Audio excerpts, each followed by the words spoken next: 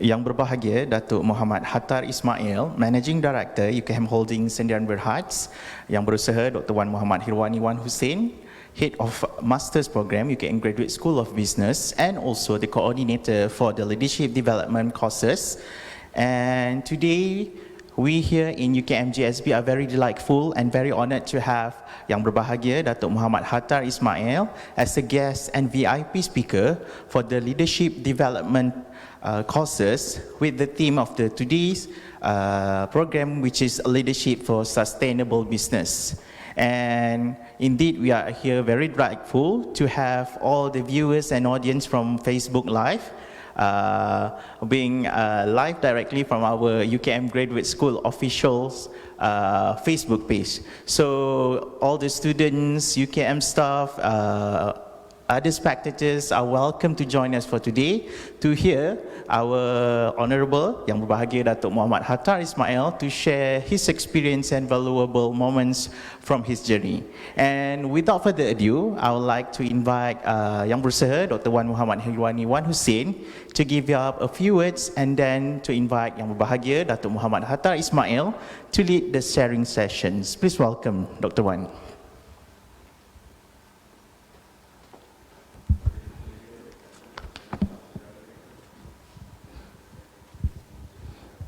Okay, Assalamualaikum, and a very okay, first of all, I would like to welcome Datuk Muhammad Hattar Ismail, the Managing Director of UKM Holding, and then to all my students, and I hope that you are in good health and stay safe at your home. And okay, one of the components in the MBA program is the leadership development. Leadership development is the process that helps to expand your capacity and your capability to become a good leader. So in this class, we invite all the prominent experts and all the top leaders and in the country, in the market, and to share their experience and to share their knowledge and what currently happened in the industry, and so that you will get the benefit, and then you can prepare yourself to the world and that are being currently chaos right now. And so I hope that from this session you will learn and get insightful information from the prominent expert that we already arranged for you. And I hope that you can also exchange your idea and also your feedback at the Facebook Live. Okay, don't forget also to install the My UKM and then using the smart attendant so that we can record your attendance for the leadership class. Okay, without further ado, and I would like to welcome Datuk Muhammad Hattar Ismail for this session. Okay, thank you.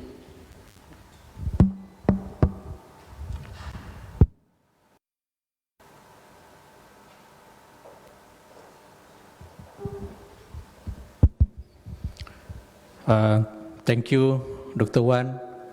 Assalamualaikum warahmatullahi wabarakatuh dan salam sejahtera. First of all, I would like to thank you to UKM GSB for this honor, inviting me to this session to share my experience, not so much experience anyway. For the last 20 plus years, I've been with corporate world. And most of them are basically GLC related, then it would be good to actually share some of the commercial aspect as well as the governance at the government level, the public, and how to actually move forward in terms of the companies, in terms of leadership, in terms of teamwork and so on. I would like to share, first of all, my journey. I'm a qualified accountant, a chartered accountant by profession. A fellow member of the Association of Chartered Certified Accountant United Kingdom, member of MIA, Malaysian Institute of Accountants. I was born in Kelantan, Pantai Seri Tujuh, Tumpak, Kelantan, very north to the border, actually very close to the border. If you don't be careful, if you're nearby the area, if you don't set your phone to roaming, then it will say to you that it will welcome to Thailand. So be careful, otherwise it will be charged on as roaming charges. And then my first primary school was in Pahang actually, Sekolah Kebangsaan Pancing, Kuantan, Pahang, near Sungai Lembing. I think most of you know Sungai Lembing is one of the historical site for the mining underground, if I'm not mistaken. And then later I moved to Sekolah Kebangsaan Ketin Tumpat, very famous currently with people know for, they call it ikan bekok, ataupun the Budu factory and so on, the anchovy paste. And then I was lucky enough in 1981, I was offered to continue my secondary school in Maktab Rendah Sains Mara, Kota Baru in Pekalan Cepa. Our neighbor at the time is Sekolah Menengah Sains Pekalan Cepa, now known as Sekolah Menengah Tunku Faris Petra, our neighbor. My tertiary education, I did my A-level for 1 year, from September 86 to June 87 at North East Wales Institute of Higher Education.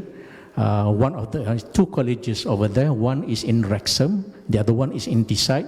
So mine was at the Deeside College. And then after that, after 1 year A-level, I continue with the accountancy foundation course and ACCA level 2 internally assessed at the time it known as Newcastle upon Tyne Polytechnic, which is in Newcastle, near to the border of the Scotland. And later on, the institution currently known as Northumbria University at Newcastle. If you notice, the bridge there in Newcastle, almost similar to the Sydney Bridge, is actually the first built in Newcastle and then built in Sydney.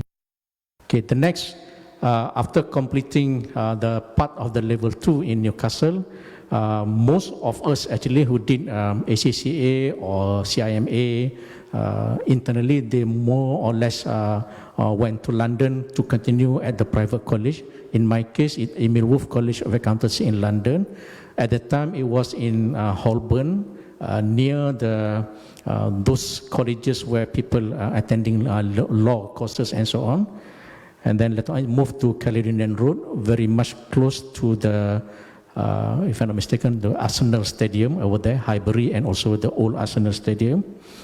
And then after completing the examination in December 91, I was admitted as associate member of ACCA in 1991, and later on in 1994, I was admitted as fellow member of ACCA and also chartered member of the MIA. The benefit of this has been widely discussed currently, especially by my PAC, the accountancy profession currently in Malaysia, promoting the student who obtain the degree in accounting, and especially in local university, to actually pursue further to gain the chartered accountant, either ACCA, CIMA, ICAEW, MICPA, or CPA Australia, and so on. The advantage is better in terms of leverage, in terms of the marketability of yourself in the corporate world. Okay, this is the old certificate that I managed to get under MIA and also the ACCA. Currently, they use the different logo instead of the emblem there. Okay, employment, I started working in 1992.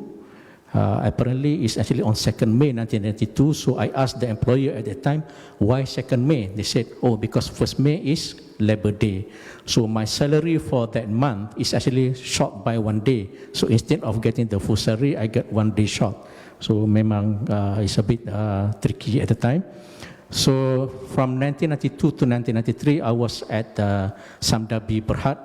Started as a management executive, posted at the headquarters, group accounts, finance, group taxation, group internal and management audit, group share registration, and then at the Malaysia Region Division at internal audit, and also industrial product division.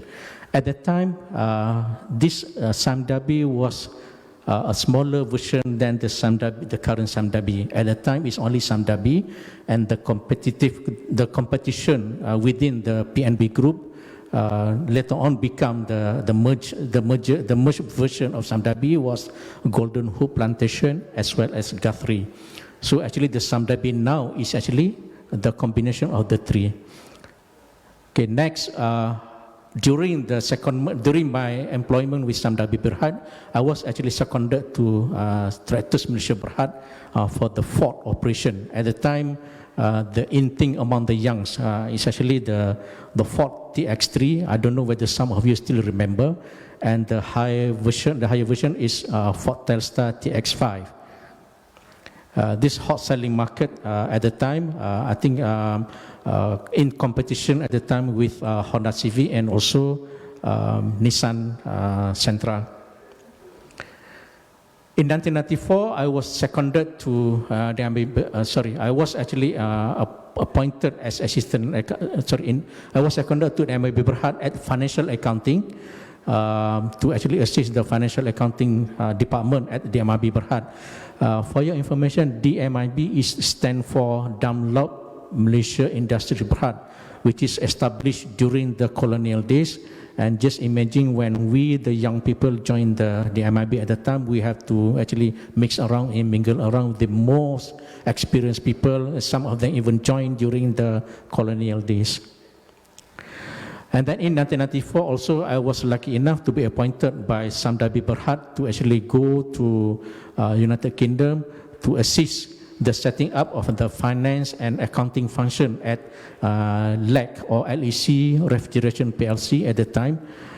Surprising, in 1994, the whole systems of accounting and bookkeeping still not computerized. So we went there to assist them with the computerized accounting system, as well as to show how the use of the costing, standard costing, and so on. So apparently, even though they are actually quite a developed country, but some of the companies over there actually lag behind.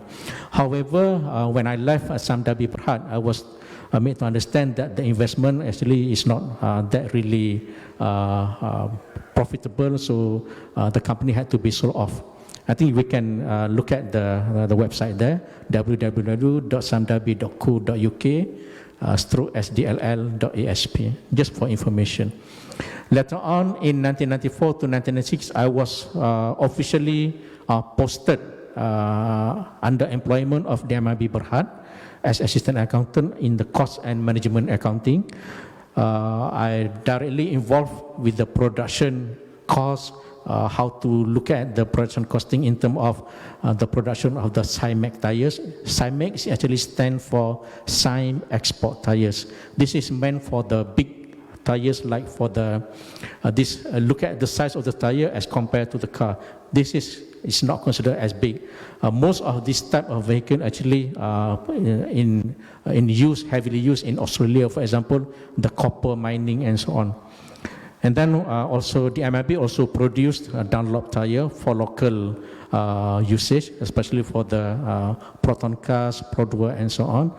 At that time, the MIB also produced in collaboration with Michelin, or actually the right pronunciation is actually Michelin, not Michelin, it's actually Michelin, to produce tire for aircraft.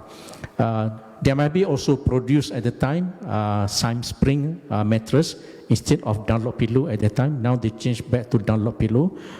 We also produced golf balls at the time in Senawang. Golf ball and SIM Spring, the mattress in Senawang factory. Those people that like play golf, we have Honma, Kimpa, and so on. Later on in 1997, I was posted to SIM Diamond Leasing Malaysia Sdn Berhad, a joint venture between Samdabi Berhad, Bank of Tokyo Mitsubishi, and Diamond Lease Japan Limited. The company actually involved in the financing of equipment and so on for the small and medium-sized enterprise. Normally, the members of the SMEs come under the Equipment Leasing Association of Malaysia, or ILAM. Some people misconstrue this company as part of the SIM Bank. No, this is actually nothing to do with the SIM Bank when Samdabi had to take over UMBC those days. And later on in 1998, when the economy was in a turmoil, badly affected by the world economy downturn. However, the wish of the government at the time to still continue with the development of Putrajaya in the place called Perang Besar at the time, so changed to Putrajaya. I was actually entrusted to actually develop concession agreement because during the construction of Putrajaya from 1995, they couldn't manage to get the payment back from the government because the agreement has not been firmed up and signed. So after 1 year in 1999, the agreement has been signed. So my role is basically to actually establish the agreement with the government, including the development agreement, concession agreement, agency agreement. And I was also responsible for the fundraising of the bond issue at that time known as Al-Bank Bitaman Ajil Abba for the first phase. And for the second phase, I also involved with the fundraising also. From this time, then the development of Putrajaya was really very fast to make sure that all the government officers migrate from KL, and also the government officers that stay in KL also to stay in the quarters in Putrajaya. I was also involved with the monitoring of the joint venture between Putrajaya Holdings and at the time with the 4 major property developer, namely INO Property Development Berhad, started during the early Putrajaya construction was under the Kamunting Corporation, and then another JV was SP Setia Berhad, Honleong Properties Berhad, and Premba Malaysia Sdn Berhad. By virtue of monitoring of this company, I was appointed as company secretary for those companies as well. The function of company secretary actually to take over the function previously handled by Zurafi and Partners, and formerly known as Alba Zulkifli and Yap. So imagine I have to learn from A to Z how to become company secretary. So whatever the company secretary manual, I have to get to know and so on.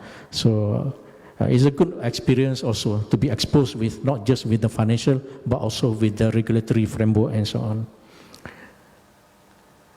During my stay in Putrajaya also, if you recall, when Tun Dr. Mahathir decided to step down in 2003, if I'm not mistaken, the government was thinking of how to actually give a token of appreciation to Yang Amat Berbahagia Tun at the time.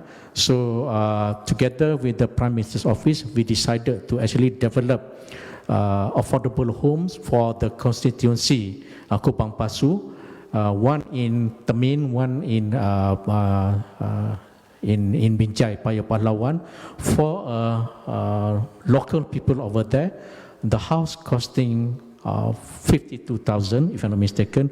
The house costing 49,000 for them to buy, but the actual construction cost is actually 52,000. For every houses, actually 4 houses sit on 1 acre of land. So the construction from the land acquisition until the issuance of certificate of CF less than 1 year. So this is for the benefit of the people up there as a token of appreciation to Tun M at the time. During my stay also, I was in Putrajaya Holding. I was also member of task force when the government decided, or rather Tun decided to develop a few of iconic building in Putrajaya, including PICC. The idea of PICC came about when Tun came back from a conference in Busan, Korea. So instead of having sports and recreation area at this particular location now, it was decided to build a PICC currently. And I was also involved with the construction of the Equestrian Park in Putrajaya by virtue of Tun M himself at the time, very keen on the horse riding and so on. So until now, this Putrajaya Convention Center as well as Equestrian Park. In 2004 until 2005, I was appointed as Group GM Business Development for KUB Malaysia Berhad. Then later on, concurrently, I was asked to head also division known as Property Engineering and Construction, namely the KUB Development Berhad, Bin Alam Bersatu, KUB Realty, and also Pera Harta Sdn Berhad and Pebibah Sdn Berhad. The development, the iconic development was actually the construction of the building, the Bursa Malaysia Now, and also the Perkeso or Sokso building in Kampung Baru currently. Another division I was entrusted to was actually manufacturing, plantation, and consumer products. In terms of plantation, I was actually entrusted to manage one plantation, a joint venture with Sepadu in Sarawak under the QB Sepadu, and the plantation in Kluang under QB Agrotech.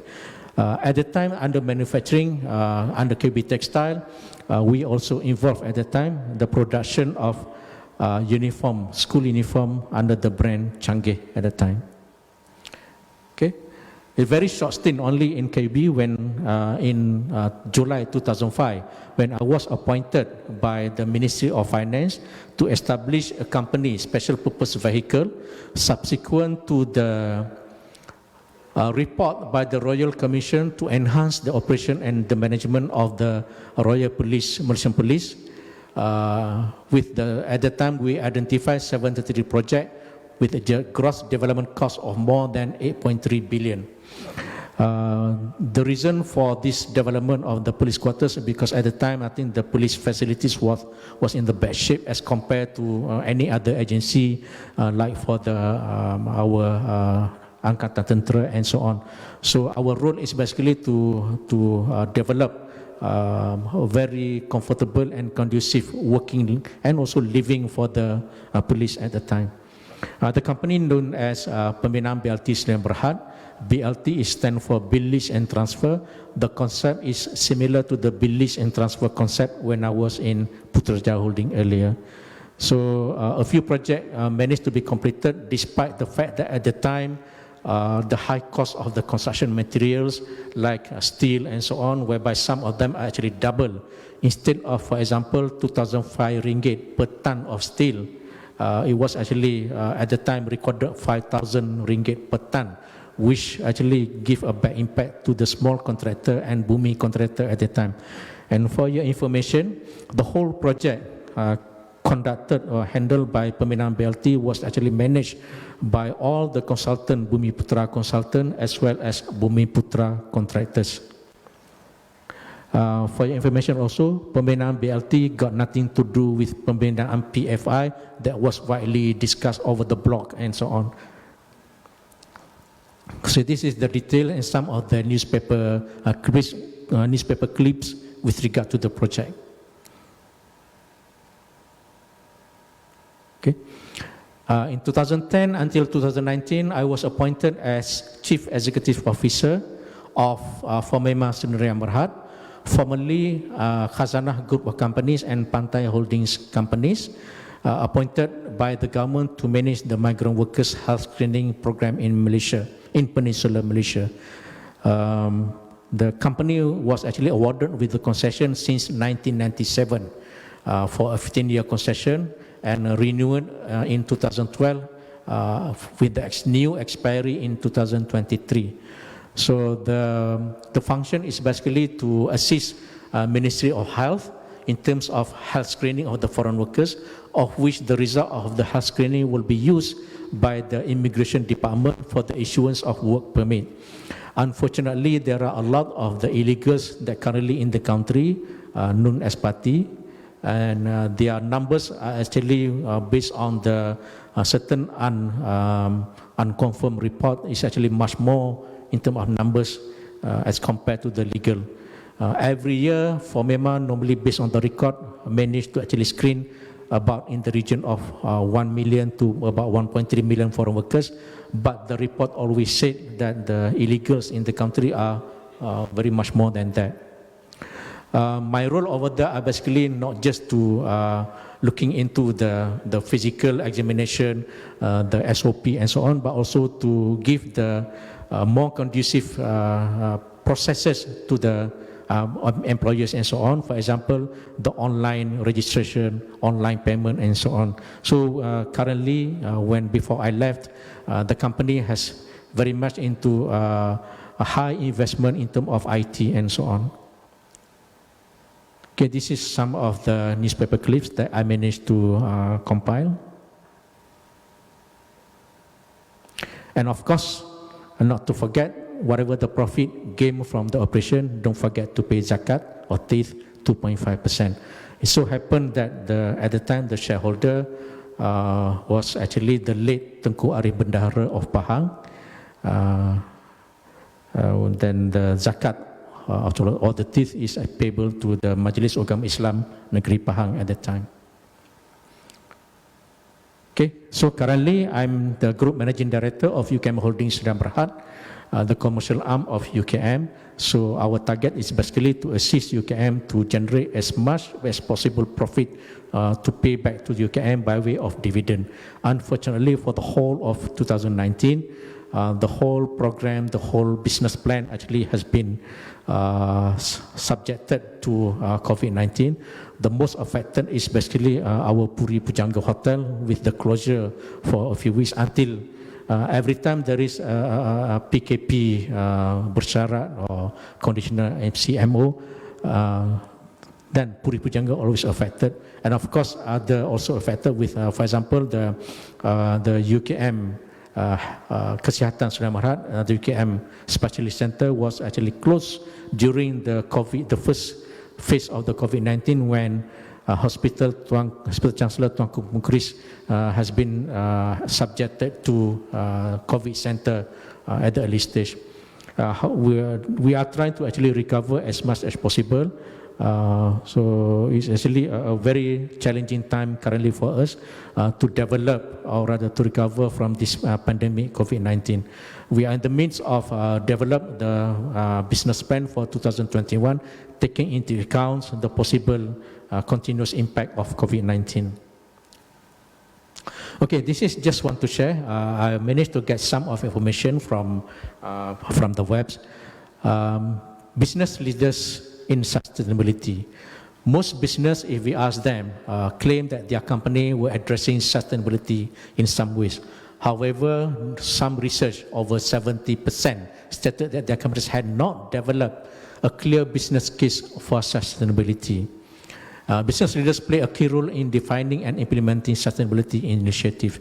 If I can share my experience in those companies earlier, the challenges are basically due to, for example, when we talk about FOMEMA, it's basically the change in government policy, either from our own government in terms of policy on foreign workers, as well as by the source country, for example, Indonesia, Bangladesh, and so on, in terms of policy. So the company has to be prepared with whatever mitigation plan on how to actually manage the business operation whenever there are actually interruption by the change in policy. Similarly, when I was in Pembinaan BLT Sdn Bhd, the challenges at the time is basically high cost of building material and so on, yet we have still to deliver to the end user the completed buildings and completed housing and offices and so on. But of course, there must be some kind of delays due to the unavailability of the building material. Please take note that at the time when, during my time in constructing the police facilities, China also at that time has been developing a lot in terms of their infrastructure, the building of the dam, the building of the bird nest stadium and so on. So most of the resources, worldwide resources, actually has been directed to China instead of countries in Southeast Asia. So there was actually shortages of building material also. So our role is basically together with the team, how to actually mitigate and how to overcome some of the shortages in building material. Similarly, also when in 1998 and so on, during the development of Putrajaya, it's not an excuse for us to actually to mention to the PM at the time that we have a problem in terms of economy. It will be difficult for us to actually complete project on time, but that's not supposed to be the excuse, because the role and function of the top management is basically together with the middle management to assist the company as a developer of Putrajaya to complete the job and to complete the works on time. So whenever we go, basically is how to actually mitigate whatever negative impact due to certain interruption in our business operation. There is no such thing as business operation without interruption. Okay. Sustainable is basically how to remain relevant. Remain open-minded to customer needs and feedback, knowing to produce goods and services what the customers need and not just what you are good at.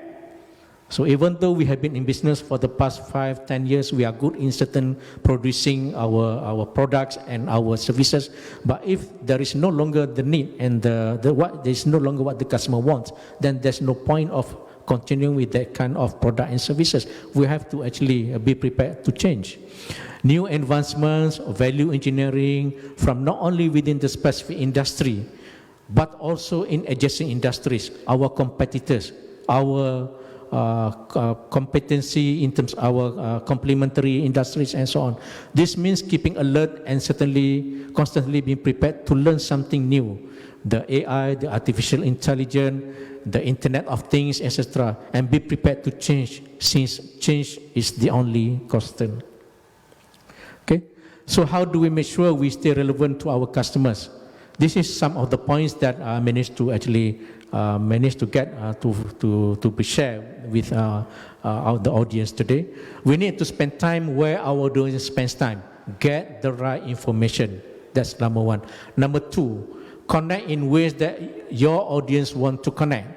If our targeted audience is embracing a new social media platform and we are not, then clearly there are issues ahead of us. And number three, effective communication means engaging. This is especially important to help with product development and sales. Are we offering products or services that our audience wants to buy, or are we left behind? Number four, stay aware of what your competitors are doing.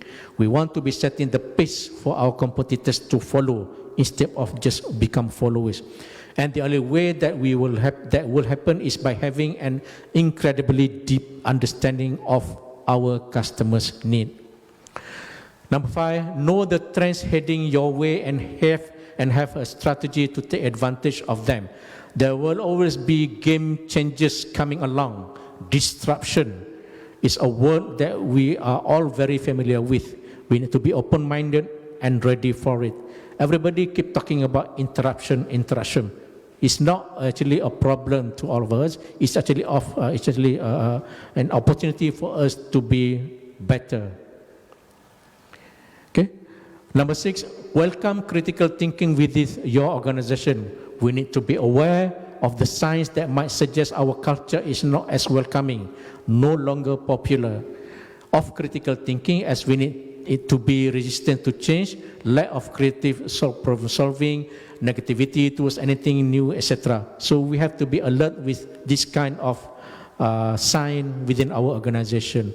And number seven, embrace cross-industry innovation.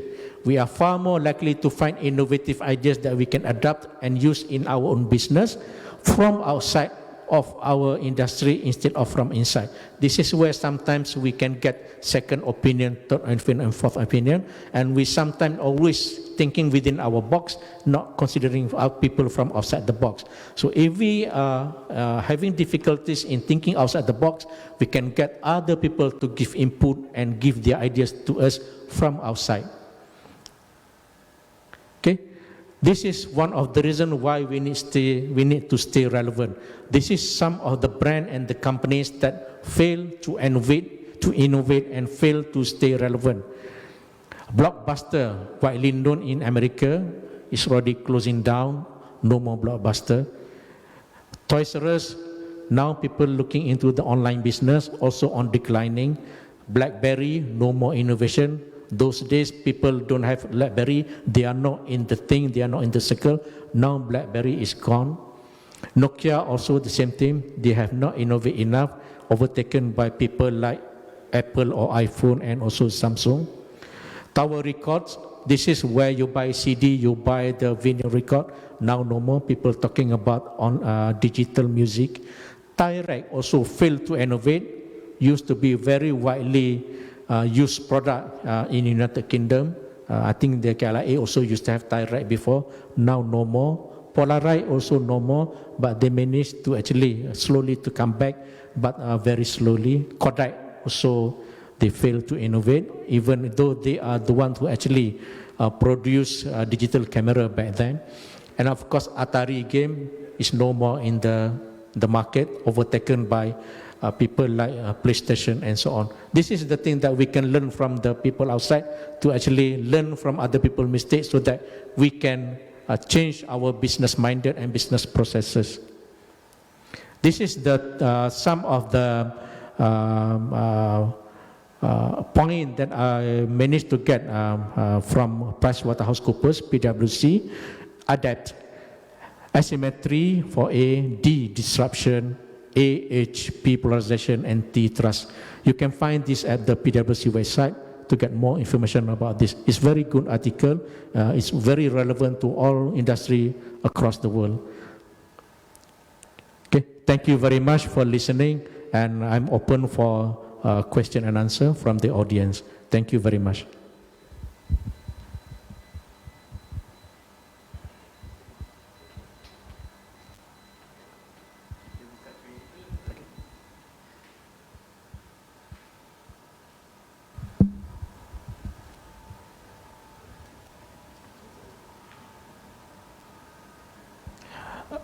Okay, thank you very much to Datuk Muhammad Hatta Ismail for his sharing sessions.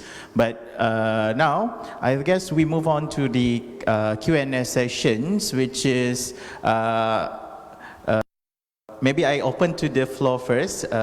Cik Aizat, question, ada soalan untuk Datuk Okey, Datuk. Saya ada satu soalan dalam bahasa Melayu lah saya tanya kata. Okay, apakah yang perlu dilakukan atau ambil tindakan oleh para peniaga kita ni, especially dalam menghadapi pandemik, tujuan kelangsungan hidup? Itu saja, Datuk. Terima kasih. Okay, terima kasih kepada soalan. Satu artikel semalam terkeluar dalam TV, saya lupa TV berapa. Satu peniaga wanita baru saja memulakan perniagaan nasi ayam kalau tak silap, dan kebetulan berkaitan itu pandemik terus menyerang negara, dan beliau terkedu dan terduduk kerana baru memulakan bisnes, tapi kelangsungan terpaksa diterima kerana tiadanya pelanggan datang ke kedai, keruan niaga dan sebagainya. Namun beliau pada ketika itu telah dihampiri oleh rakan yang menyarankan supaya beliau menggunakan khidmat Grab. Ini tak ada kaitan dengan iklan ya. Menggunakan khidmat Grab, di mana beliau mendaftar dan menggunakan khidmat Grab food delivery, dan selepas seminggu bisnes datang, dan setiap hari beliau mendapat jualan yang cukup memberangsangkan. Jadi saranan kepada peniaga-peniaga di luar sana tidak terlalu bergantung kepada kaedah perniagaan secara tradisi, buka gerai dan mengharapkan pelanggan datang, kerana pelanggan sekarang ini akan berada di rumah atas saranan daripada pihak kerajaan. Jadi yang saya dapati sekarang ini, mana-mana perniagaan atau sama ada perniagaan makanan ataupun mana-mana perniagaan bahan-bahan keperluan seharian, perkhidmatan secara online dan delivery adalah penghantaran secara terus ke rumah adalah satu yang patut dipertimbangkan. Saya rasakan kos yang disanggup ditampung oleh pengguna adalah tidak banyak, kerana setiap produk ataupun macam makanan dan sebagainya dijual, setiap delivery saya rasa penghantaran mungkin kos dalam lingkungan RM2 ataupun RM5 saja. Dan saya rasa pelanggan tidak keberatan untuk membayar kos tersebut, sebab kalau sebelum pandemik, sebelum ini mereka sanggup memandu kereta, menunggang motosikal, pergi ke premis perniagaan, dan terpaksa kos dari segi petrol, terpaksa membayar kos meletak kereta dan sebagainya. Bagi mereka saya rasa RM2-3 atau RM1 itu adalah satu yang tidak membebankan. Dan saranan saya amat wajar sekali peniaga-peniaga kecil bagi memastikan kelangsungan mereka menggunakan khidmat penghantaran. Malah ada di antara peniaga-peniaga kecil menggunakan penghantaran sendiri. Dan kalau tidak saya, kalau sepanjang bulan puasa tahun lepas, kawasan kejiranan saya ramai di kalangan mereka membuat penghantaran secara personal, secara persendirian, bagi membantu bagi keluarga dalam penghantaran makanan-makanan untuk berpuasa dan juga untuk sahur. Jadi saranan saya, be kreatif, mungkin perlu pengiklanan melalui media-media sosial dan sebagainya. So daripada menggunakan media sosial untuk perkara-perkara yang mungkin membazirkan waktu, mungkin lebih kepada tujuan perniagaan. Itu saranan daripada saya. Okay, Datuk, kita ada a few questions from online. And the first one which come from Engku Rizwan. Yang bahagia Datuk, if I may, based on what have been presented by Datuk today, do all or same of it being implemented to all group of company, especially UKMP? UKM Pakar Runding, yeah. Okay, UKMP Pakar Runding business is quite unique because it involves consultancy work or rather the study on certain proposed project or proposed implementation to be carried out either by the government or by federal government or by state government. The concept is slightly different as compared to any other traditional business. What Pakar Runding UKMP need to do is basically to be more creative, to go out and to solicit project rather than just wait for the project to come to their hands. There are no more like those at the early years when UKM Pakar Runding established, when there are a lot of projects and there are not many entities that actually manage or carry out this kind of consultancy works. But now there are a lot of people, even some of the competition are actually those are produced by UKM Pakar Runding itself. So to me personally, Pakar Runding need to be creative, go out and source for the business rather than just waiting and wait for to be invited for tenders or for quotation. Go outside and get approach as many customers as possible, and then show your flagship experience. What was your deliverable last time? For example, the Langkawi Geopark, some research on Tasik Chini, for example. This is the iconic project that has been carried out by UKM Pakar Runding before, using the consultant within the university. So not just to wait in the office, but go out and be more marketable. Present your good cases, your excellence cases to the public, because some of them, they don't know that UKM Pakar Runding actually can offer this kind of services. I think during the briefing that I managed to attend, and also the management meeting with the Pakar Runding, for example, when they had engagement with the local authority, and then the feedback received from them is typically they don't know that this kind of services actually offered by university. So just to make sure that UKM Pakar Runding is visible to the public, it will be a very challenging for them. Just go out and make yourself present and make yourself relevant. That's my advice. Alright, Datuk, for the next question from Sumitra Vijindran, how did you manage the expectation from various roles that you were put into? Okay, first of all, we need to know the objective of the company. What is their objective? For example, when we in the construction business, it's basically what is the objective is to deliver the product. When we in manufacturing, also to deliver the product. When in service industry, we need to actually deliver the services. The main important thing is whether or not we deliver the end product according to the expectation of the customers. Then we need to know the customer expectation, and we need to carry out survey. And then, for example, we need to check with the customer what kind of feedback we expect from them. For example, we deliver as to their expectation. Do they satisfy with the quality, the time of delivery, and so on? So one most important thing is every industry that we go in, we must know what are actually our objective and whether we meet the objective and also the customer expectation. Engagement with the customer is very important. Engagement with the stakeholders also very important, because they are the one actually who actually to decide on the livelihood of the company, whether they want to continue to invest more, to open up branches, to open up subsidiaries, and so on. So basically, we need to engage and listen. Keep our ears open and listen to the customer and to the stakeholders. That is my advice. I guess we flooded with questions from the online viewer. Okay, the next question from Ahmad Shah Ahmad. Assalamualaikum yang bahagia Datuk. How to stay relevant in the market, and also how to be a different leader from the others? Okay, first of all, as I mentioned just now, we must listen, and number two, we must put ourselves in their shoes. If we are the customer, if we are the other end of the so-called chain, what do we expect from organization, like say for example from a trading company, from a manufacturing company, from a construction company? If we put ourselves in their shoes, then we want the best for us. Then from there we can actually have a think tank with together with the team members. We can actually generate idea, we can actually come up with the procedure. How can we actually meet the customer expectation? Without the customer, we are nowhere. Of course, people always say the customer is always right, but the market now, the customer is always right, the employees also always right. So sometimes we need also to listen to our own employees, because our employees are also our customer. So always listen. And market research is quite good if we have sufficient budget and so on. People in healthcare industry or in other industry, they spend tons of money to actually to know what the market wants.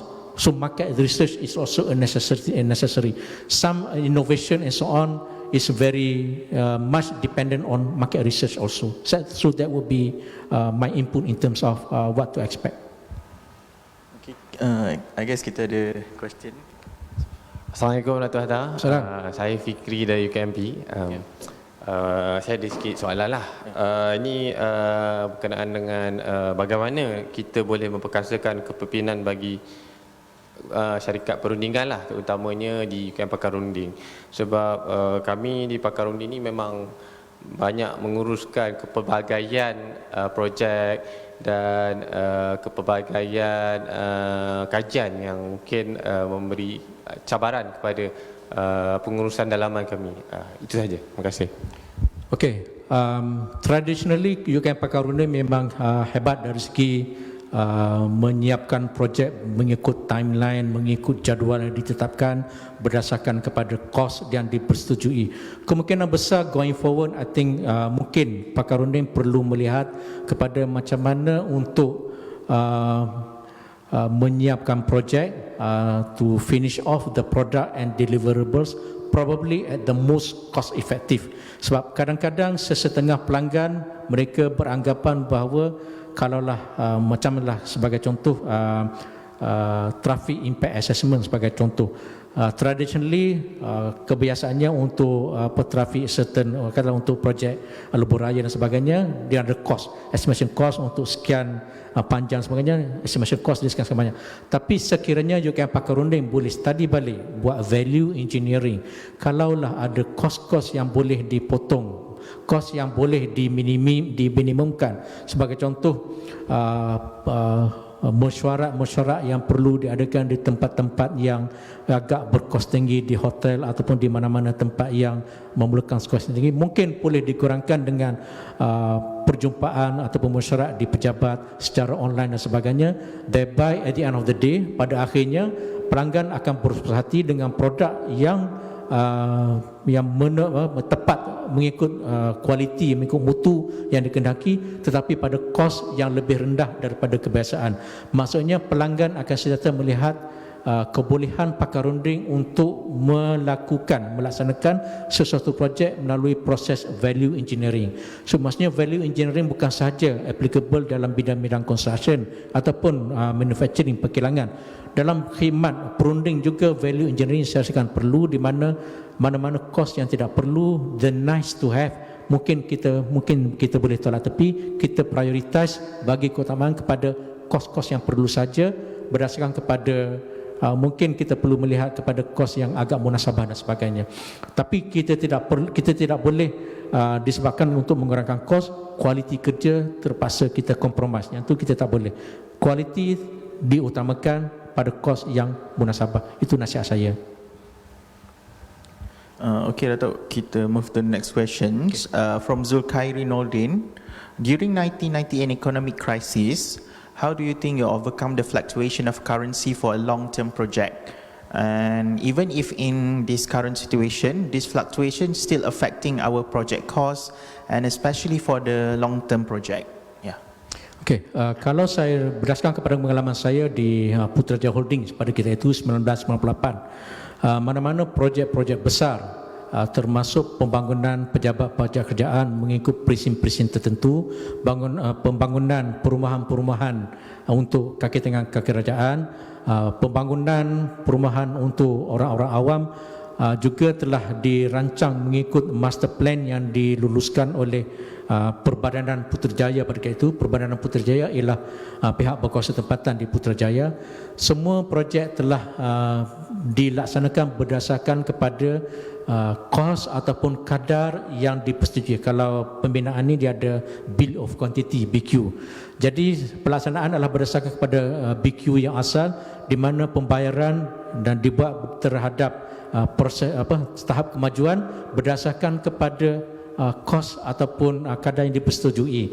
Kalau kita lihat untuk manufacturing pula, sesetengah syarikat mereka mengambil inisiatif untuk orang kata mengikat kontrak untuk sesetengah bahan mentah pada satu kadar untuk tempoh 5 tahun akan datang, ataupun untuk tempoh beberapa tahun akan datang pada kadar yang sama, walaupun agak tidak pasti apakah kadar tersebut akan turun naik, tapi sekurang-kurangnya mana-mana syarikat sama ada pembinaan ataupun syarikat penghilangan, mereka telah ada hedging, dia hedging the prices berdasarkan kepada harga sekarang, di mana mereka exposure ataupun pendedahan mereka terhadap sebarang turun naik harga tidak ada impact. Walau bagaimanapun kes-kes yang sebegini kita perlu bersedia untuk menghadapi kemungkinan kita tidak mendapat keuntungan apabila harga pada akhirnya akan rendah daripada harga yang kita telah bersetuju mengikut kontrak pada kadar yang constant, ya. Tapi kita akan untung sebab kita tidak tahu, mungkin dalam masa 2-3 tahun kadar yang untuk bahan mentah yang sama kemungkinan akan naik, dan kita telah pun bersetuju dalam kontrak pada harga yang sekata untuk tempoh yang agak lama. Jadi kita perlu mengambil risiko dia sama ada di syarikat-syarikat penghilangan ataupun construction untuk ada hedging, kita panggil hedging the market, hedging the prices. Yang ni biasanya orang ekonomi ataupun orang dalam bidang perakaunan dia amat mahir benda ni. Terutamanya benda macam ni bukan sahaja fluctuation ataupun turunan harga dalam pasaran tempatan, tapi ianya turut melibat pasaran harga dan juga turun naiknya tukaran wang mata wang asing, di mana kebanyakan penghilang dan juga orang kata syarikat-syarikat pembinaan bergantung kepada bahan-bahan binaan daripada luar negara, di mana bukan sahaja daripada segi harga yang turun naik, tapi juga kadar tukaran wang asing yang turun naik, ya. Okay. Alright. Okay. Next question, Dato', from Chandra Kusuma. Assalamualaikum, Dato'. I want to ask one question. How we can compete with our competitor in the changing industry? Everyone has changed and pivot to the same market, especially sell face masks and related products in COVID situations. Unfortunately, we don't have any sufficient resources compared to the big company. So how leadership can solve the problem? Yeah. Some of the companies that, for example, especially the small companies that are unable to compete with the big giant over there, sometimes if you cannot actually confront them head on, then you work along with them, become their agent, become their supplier.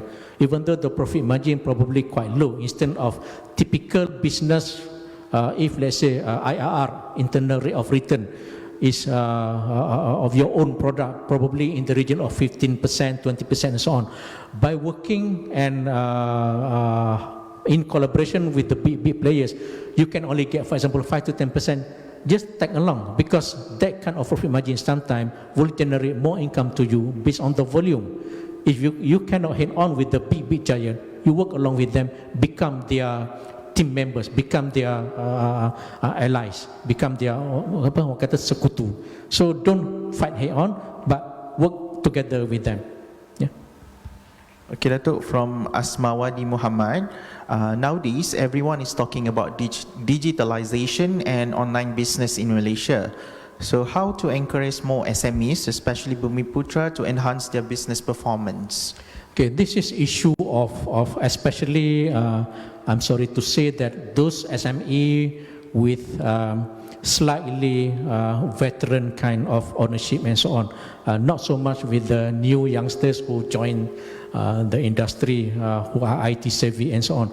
This is where the older generation need to open up their mind when they need to actually embrace the technology. Similar problem when I was in Fomema before, when the old doctors who want to become panel of Fomema couldn't manage to actually use the IT system in terms of transmitting the result of the medical examination. They don't know how to key in password. They even don't know, or they even afraid to type on the keyboard just in case the computer might go bust or meletup and so on. So this is the kind of thing that the older generation, or even the not that old generation, to actually embrace and appreciate the technology. That's why I mentioned just now the artificial intelligence, the IT and so on, the Internet of Things is actually the in thing currently. So if we are not on the bandwagon, then we might lose the business. All the businesses, whether traditional business and so on, they have to actually embrace technology. People talking about the industrial relation 4.0 now.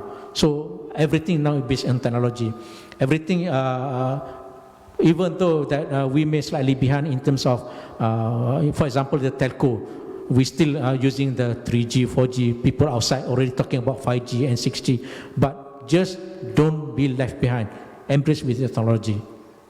This is the in thing currently. And people, how many in terms of the customers currently in the country using the telephone canggih, smartphone. Smartphone is one of the medium that can actually for you to approach the customers. If you don't know how to approach the customers through the technology, then you will be left behind. You can no longer depending on the flyers, the brochures, and so on.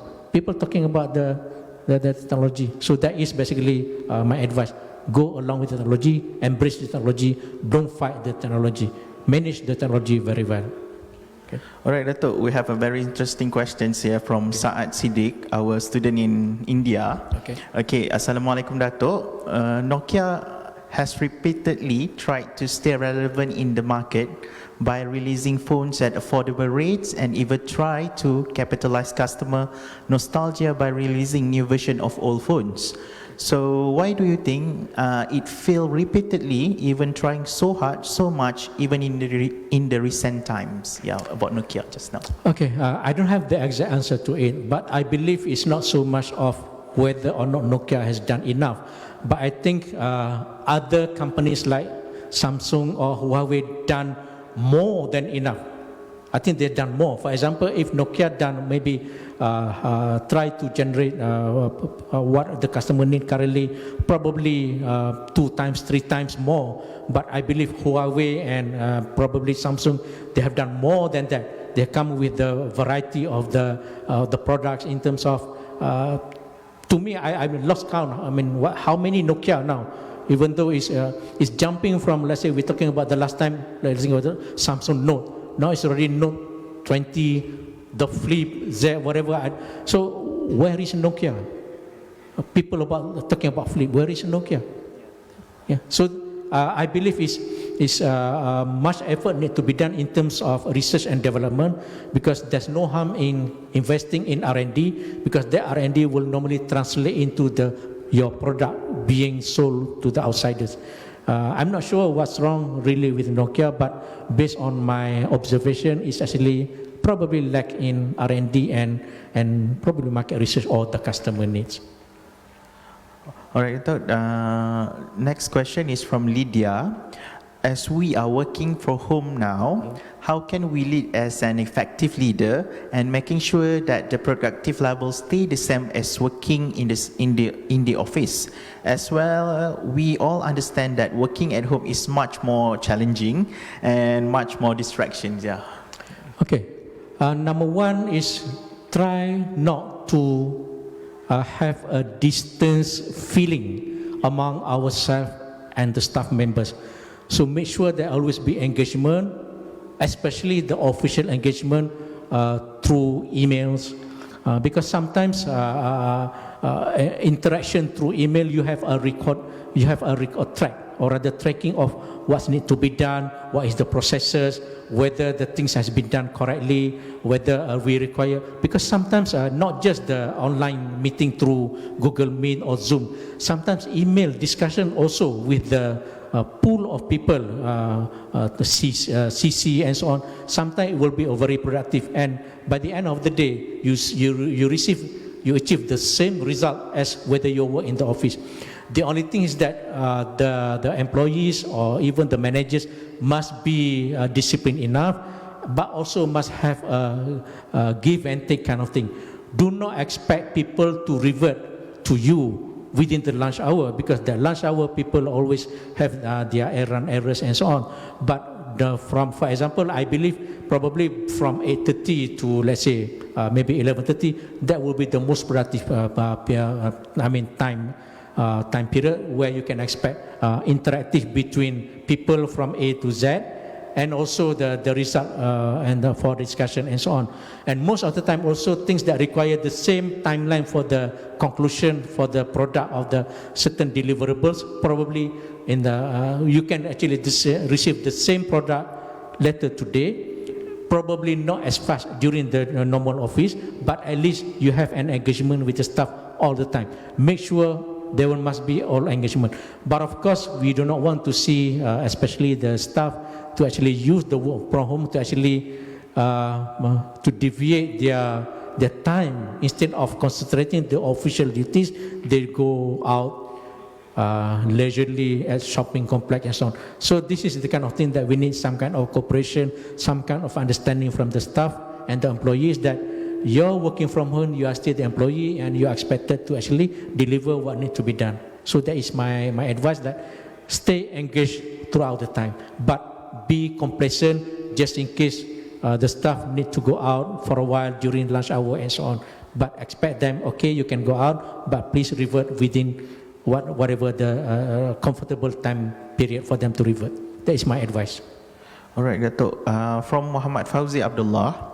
In leadership, sometimes we need to deal with the top management that usually foreign, and when usually managers make decision and it based on the current corporate culture, especially in Malaysia. Okay. So how do you think we tackle this, especially to the top leader that is new to Malaysia, the foreign management, I guess? My experience when I was in Samdabi, even though I was quite junior management executive, I used to report to a group finance director from United Kingdom. I still remember his name, Mr. Martin Smith-Berry. He's from United Kingdom, but he understands the culture, not just the culture of Malaysia, he understands the culture of Southeast Asia. So it's for us to actually how do I say this? To actually make him aware or make her aware of this is the culture. And then, for example, we're talking about the Malay culture or the Muslim culture. For example, okay, during lunchtime, we cannot go out. The full lunch hour, for example, we have to pray. And then, for example, we had the family value. For example, during the festive season, most of us actually take maybe a few more days in terms of our annual leave and so on. So some of the foreigners, they may understand the family values that we have. We have to go back to kampung and so on. But we must actually use the opportunity given to us to actually, despite the fact that we have this kind of culture, we can deliver as good as other people from their own home country. And when I was in some diamond leasing, for example, the managing director at the time is actually a Japanese, and I remember his name is Masaki Hata-san. So in that company at the time, so we have two Hata, that Hata and also this Hata. So people keep confused. But in terms of working culture, the Japanese culture, they are very disciplined. They are very sharp in terms of, in time and so on.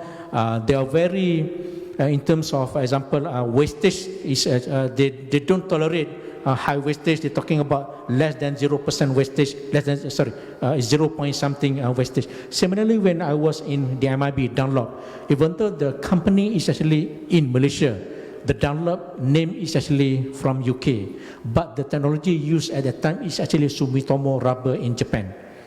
We use Sumitomo technology, and then currently I think they use German technology. They changed the Dunlop name. Now if you go to Dunlop, the old Dunlop factory in PJ is now no longer Dunlop, it's actually Continental. So the Continental is actually the tire that produced in Petaling Jaya with the German technology. So this is the kind of things that sometimes the foreigners, they actually do appreciate the culture of the locals, but it's our responsibility also to educate them, okay, this is our culture, but it will not hinder us to actually perform as good as people from other world, other countries. Okay, Dato'.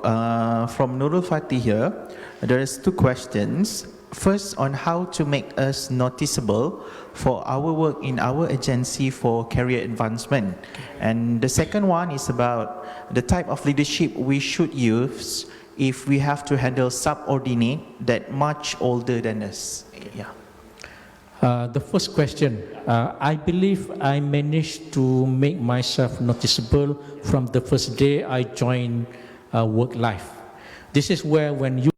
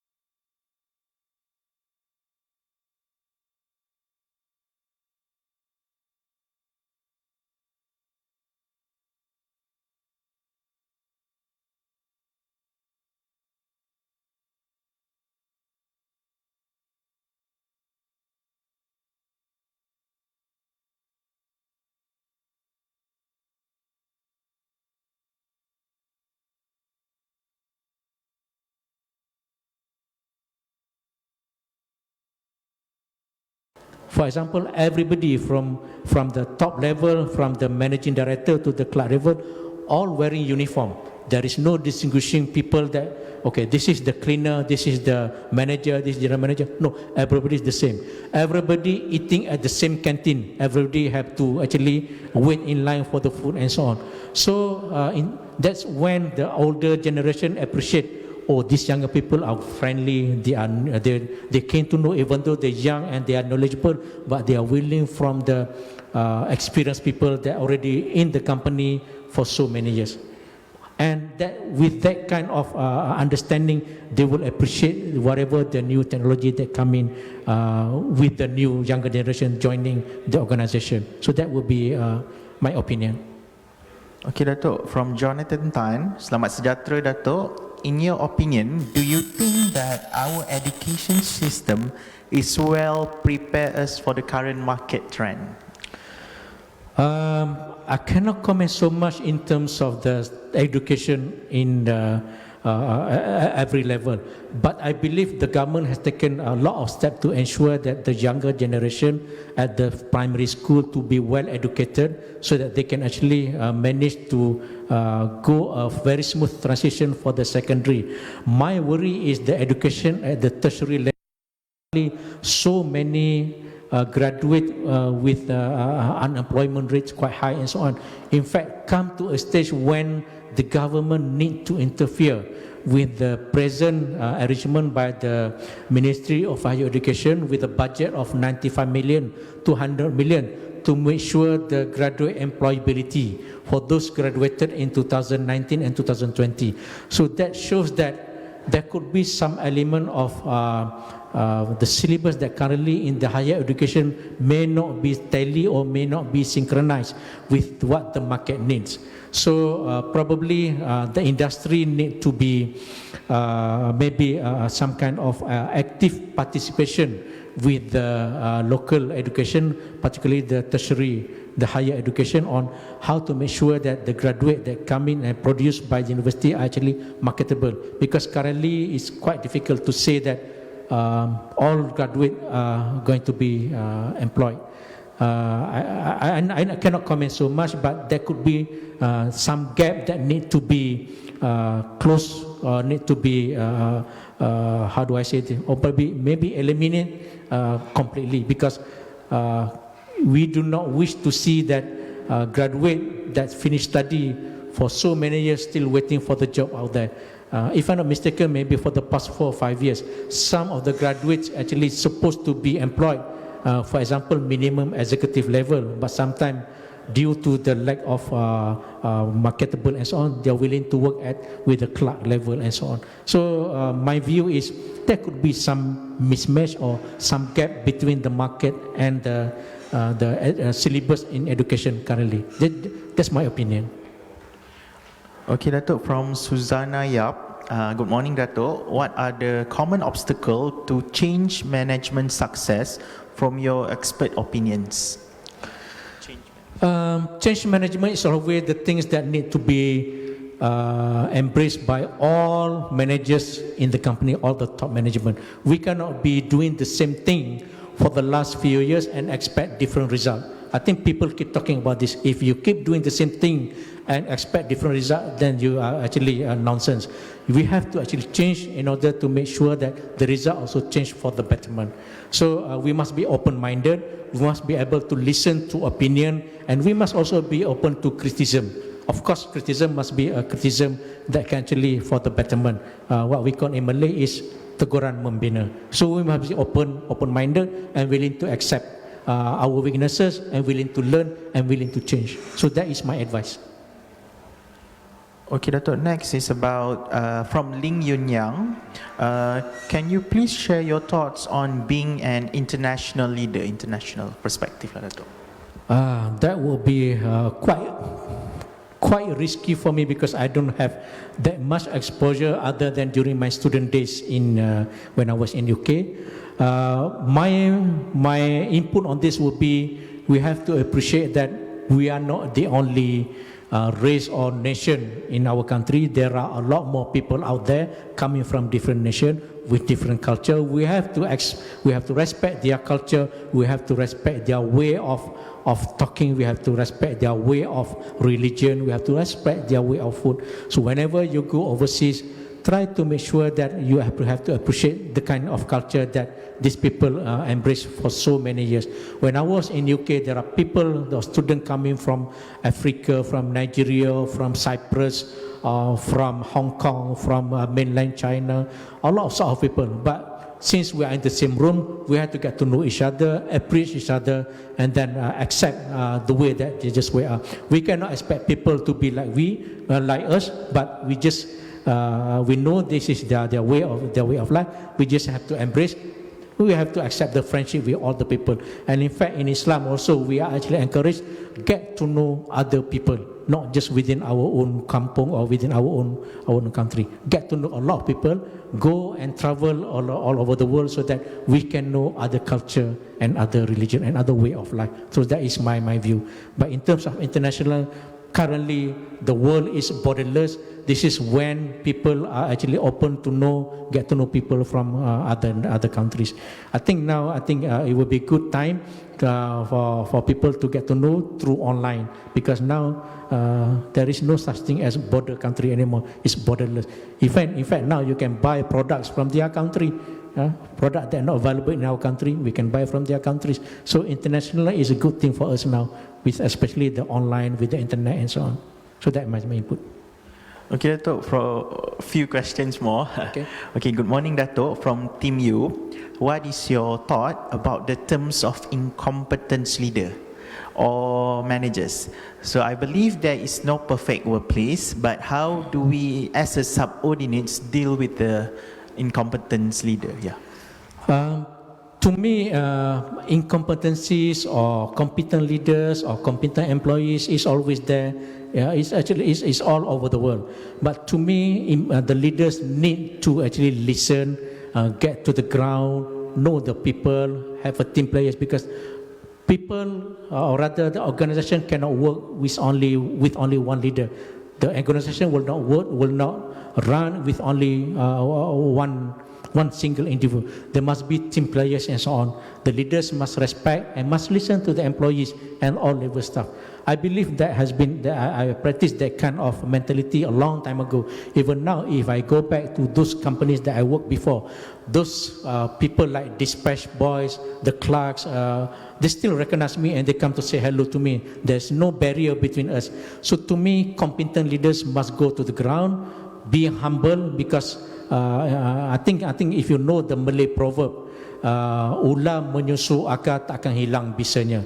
So if you go to the ground, it doesn't that you downgrade yourself from GM, from managing director, or from CEO to a lower level, because when you go down, you talk to the staff, then the staff will appreciate more, they will be willing more to give input and for the betterment of the company, because they know the company is their bread and butter, they know that is where they cari rezeki, they find their salary and so on. So the more you talk to them, be friendly with them, it will not harm you. It doesn't affect your stature as a leader. So those incompetent leaders that do not wish to actually interact with others, with some ego and so on, to me, he is not a leader. He's just a boss. Yeah, that is my view. Okay. Okay, Datuk. From Farah Fauzi. Assalamualaikum, Datuk. In relation to very high rate of unemployment, you mentioned just now, those who were employed on the other hand are underpaid. So given and assigned with multi-level job scope and unfairly underpaid, how is this going to reflect on the whole leadership idea? Be it for the underpaid employee and the payer employer. Yeah. Okay, my view or my opinion is currently due to the difficult job market.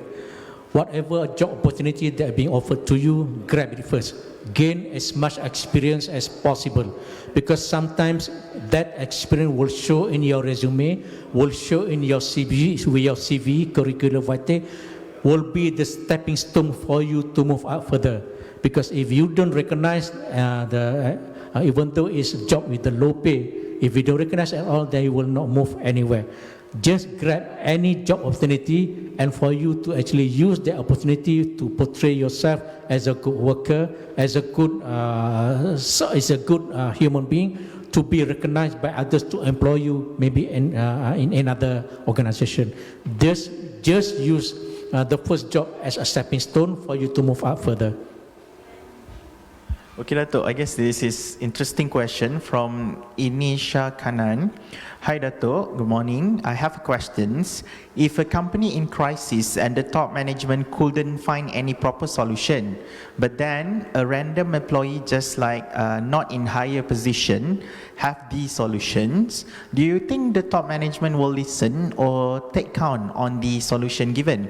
Because most of them will ignore if they receive a part from the top management. Yeah, from... Okay, this is where the top-bottom or bottom-up kind of discussion and regular interaction is a must. Sometimes in our daily work, sometimes we may not have sufficient time to actually go around and mingle with the staff. But sometimes do have some session with all the staff, get their input and so on. Sometimes I do remember when I was in Fomema, for example, we do have weekly or monthly teh tarik session within the department or within some close circle of our employee. Just get them in a session, like a teh tarik session, get them some input. Okay, what do you think about this? What do you think about this? Or do you have any idea on how to go about this? Just open up an idea. Have a more social kind of unofficial engagement with all the people, because sometimes people quite skeptical in giving their ideas if the forum is too official. Make it more friendly, make it less official, so that people are open up. And as I mentioned just now, we have to be open up on certain criticism, on certain input that maybe not to our liking, but then again, it will be good for the organization. So we have to accept whatever suggestion and so on. And one thing for sure is every suggestion we must revert back with thank you for your suggestion, for example. It's a very good suggestion, but then again, probably we can fine-tune, we can tweak a little bit, maybe we need more input and so on. We will study this further, so that the person who gives the idea will not feel bad and so on. At least people appreciate the idea. So have that kind of engagement and more interactive session with all the level staff. That is my view. But if, let's say, any organization that with the hardcore leaders that not willing to listen, then the leaders will lose good employees, because eventually the employees will feel that they will not be treated well, they will not be appreciated. These good employees will move to another company. So it will be a losing to the organization and to maybe the shareholder. So that is a sad thing to say. Okay, Dato, from Mashita here, what is the biggest challenge from your perspective that you have experienced in your career? And how did you manage the challenge and the lesson learned for you as a leader? My challenges would be sometimes, if I can say that, when sometimes we feel that our idea will not be appreciated, our input has not been recognized and so on. Well, sometimes we have to accept it. Some people may have different understanding that we may not know. So sometimes we just accept this is fate, and then we have to continue where life goes on and so on. And then most of the time, for example, when we feel bad about being treated unfairly and so on, we have to accept it that probably this is a challenge for me to move on and so on. If, say, for example, you are not being appreciated in one organization, probably it's not meant to be there, then probably it's good meant to be elsewhere. For example, when I left Putrajaya Holdings, not to say that something bad about Putrajaya Holdings, but in terms of career path or career movement, I was there for 6 years. I joined Putrajaya Holdings as assistant manager.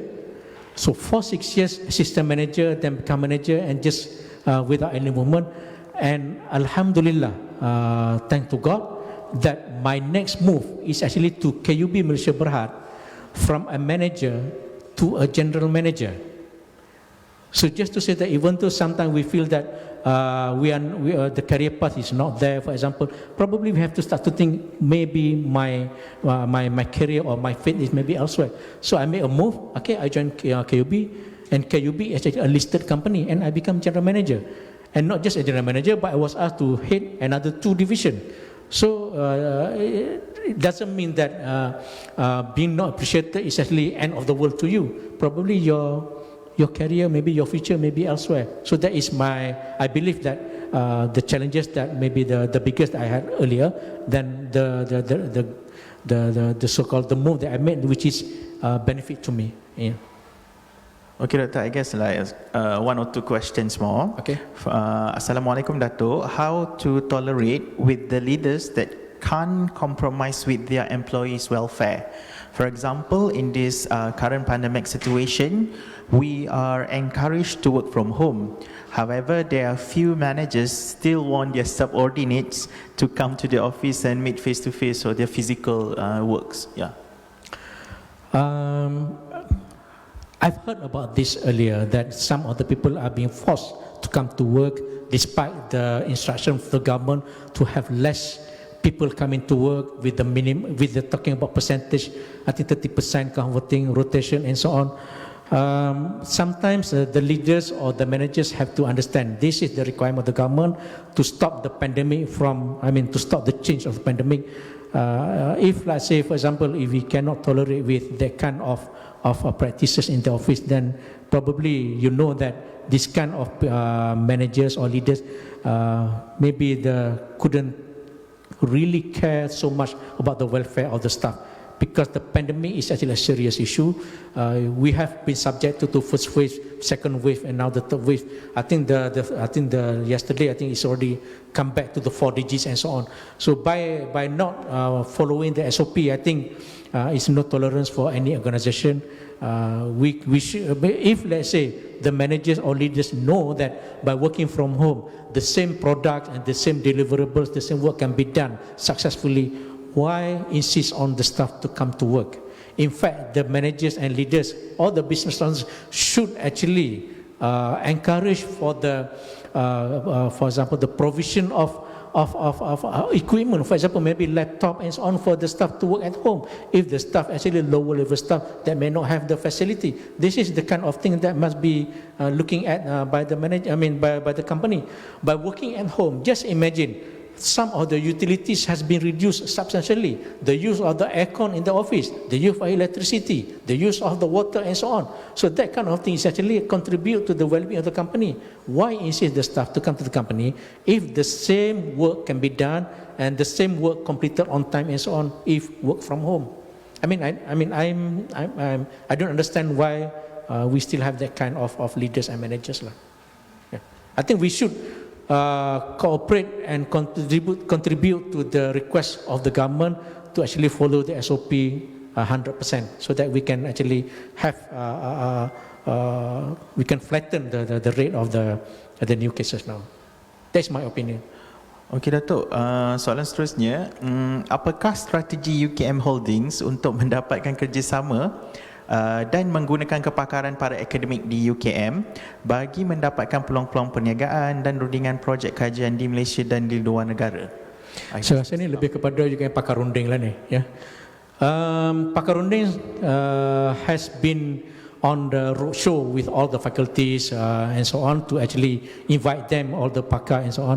But some of the, especially probably the younger generation of the lecturers and so on, they may have their time to actually produce research. They may have times or other things, and they may not have sufficient time to actually give their expertise for the research. For the consultancy work. This is where the pakar runding will have to do the more roadshow, the marketing and so on. Because we also in collaboration with the university that whatever the consultancy work done under pakar runding for the project outside there, it will also be considered as the plus point for their career path in university. It will be used as for example, the point for their promotion in university, and probably a point in terms of their cream and so on. So this has been made known by pakar runding to this consultancy. So currently, the lot of changes has been done at the pakar runding to actually attract more, or rather to get more badan pelapis or the second liner from the professor, from the doctors, from the lecturers to actually participate in this research. Because currently we have so many the so-called old-timers, the veterans that are really good in research, but we don't have many people actually at the bottom to support the next generation of the consultants. I think pakar runding is doing that now currently. Okay, I guess that will be all, Datuk, for the Q&A sessions. Okay. And thank you very much, Datuk. Okay, thank you for UKM GSB. Thank you very much. Thank you for the audience. Thank you for those listeners and viewers out there. Thank you very much again. Before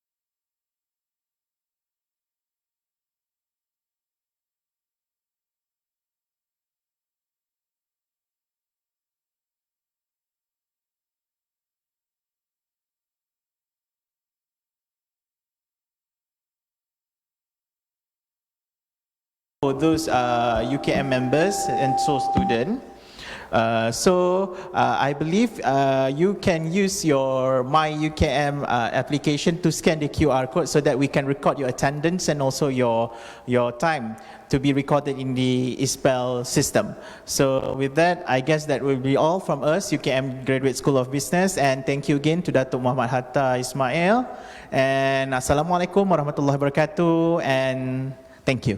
Yeah.